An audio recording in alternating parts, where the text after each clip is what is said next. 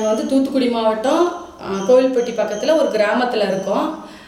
நாங்கள் வந்து 15-20 வருஷமாகவே ஆவின் பால் தான் வாங்கிக்கிட்டு இருக்கோம். அதான் ரேட்டும் கம்மியாக இருக்குது, பாலும் நல்லா இருக்குன்னு சொல்லி நாங்கள் அதை தான் வாங்கிக்கிட்டு இருக்கோம். இப்போ ஒரு இடையில இப்போ ஒரு 2-3 நாளாக 4 நாளாகவே தான் அந்த பாலில் வந்து புழுவாக இருந்தது. 3 நாளாக உடச்சி ஊற்றையில் நான் அதை கவனிக்கவே இல்லை. பாலில் வெறும் புழுவாக இருந்திருக்கு. நான் அதை எங்கள் வீட்டுக்காருக்கும் காய்ச்சி கொடுத்துட்டேன், பிள்ளைகளுக்கும் அதை காய்ச்சி கொடுத்துட்டேன். என் பையனும் 2 நாளாகவே வயிறு வலிக்குன்னே சொல்லிக்கிட்டு இருக்கான்.